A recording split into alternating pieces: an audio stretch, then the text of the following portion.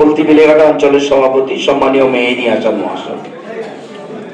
আজকে যে মিটিংটা সেটা এসআইআর নিয়ে, তো এখানে রাজনৈতিক কথা বলার জায়গা না, তো আপনাদের কয়েকটা কথা বলার জন্য এখানে ডাকা। আজকে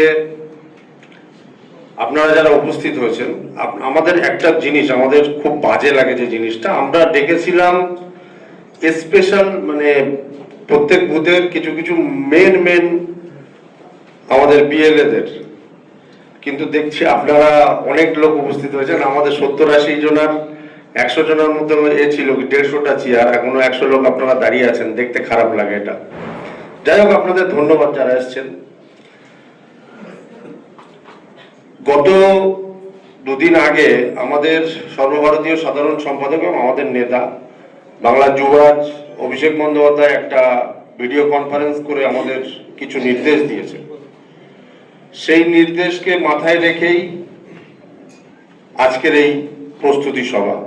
আমাদের মূলত কেন্দ্রের বিজেপি সরকার যেটা করতে চাইছে, এসআইআর এর মাধ্যমে 2026-এর ভোটের তামামা বাজাতে চাইছে, এবং তাদের ভোট করানোর মতো কোনো ইস্যু নেই।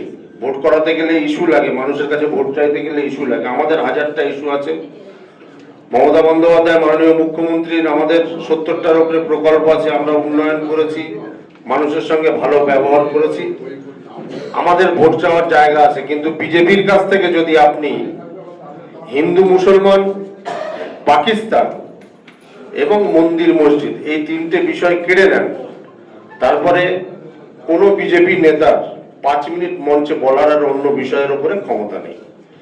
তো ওরা এবার 2026-এর ভোটে যে নতুন অস্ত্রটা নিয়েছে সেটা হচ্ছে এসআইআর। এই এসআইআর ওদের অস্ত্র, আমরা ওদের অস্ত্রকে দিয়ে ওদেরকেই ঘায়েল করব।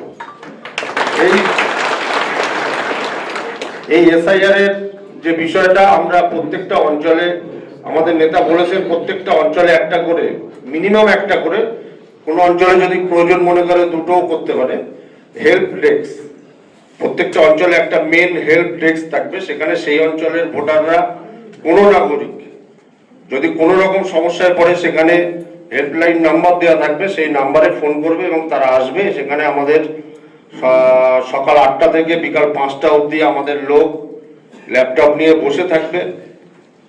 তারা তাদের ভোটারদের, সাধারণ মানুষের যত রকম সমস্যা আছে সব সমস্যার সমাধান করবে। এবং এখানে আমরা যেন আমাদের যারা বিএলএ আছে তারা যেন কেউ না দেখি যে তৃণমূল, সিপিএম, কংগ্রেস, বিজেপি, এটা না দেখি। আমরা বাঙালি এবং বিজেপির বিরুদ্ধে আমরা এককাট্টা ভাবে লড়াই করব। সুতরাং আমাদের ফার্স্ট প্রায়োরিটি যেটা, সেটা হচ্ছে একটা ভোটারও যেন বাদ না যায়। একটা লোকেও ফর্ম ফিল আপ হয়নি, আগামী 2 মাস আমরা রাস্তাতে থাকবো। যতদিন না এটা শেষ হচ্ছে, যতদিন না ফাইনাল ভোটার লিস্ট বেরোচ্ছে, ততদিন আমরা থাকবো। এই দিনের মধ্যে কোনো অঞ্চল থেকে আমরা চাইছি, অভিষেক বন্দ্যোপাধ্যায়ের নির্দেশ মতো আমরা চাইছি, যেটা হচ্ছে এই 2 মাস পরে কোনো অঞ্চল থেকে যেন এরকম রিপোর্ট না আসে যে কোনো একটা সাধারণ মানুষ বা কোনো একটা সাধারণ ভোটার তার ফর্ম ফিল আপের জন্য বা তার কোনো কমিউনিকেশনের জন্য সে বাদ গেছে। এটা যেন আমরা না দেখি।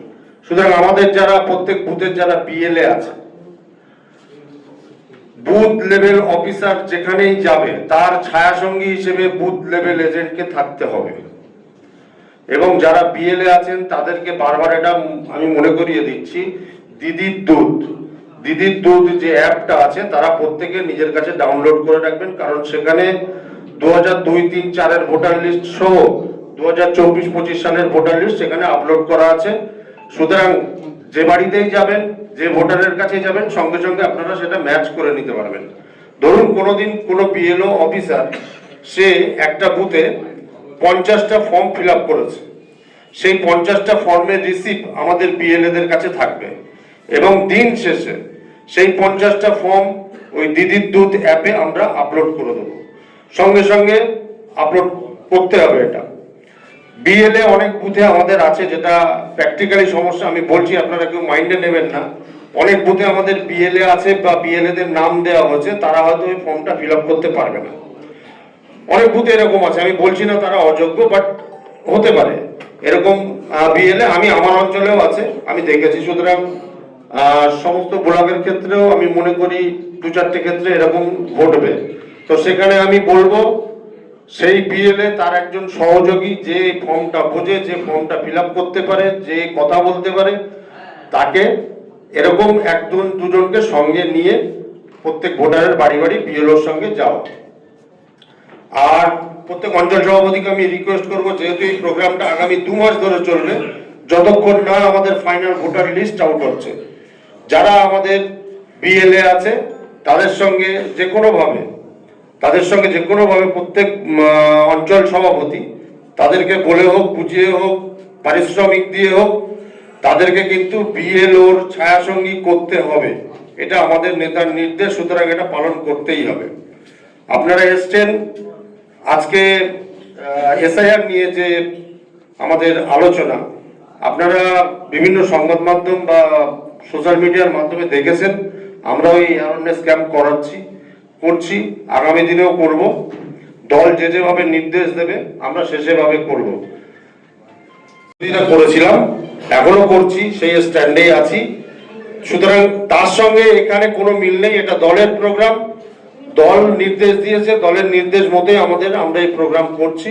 আগামী দিনেও দলের নির্দেশ মেনেই প্রোগ্রাম করা হবে। এতটুকু বলে আমি আমার বক্তব্য শেষ করছি।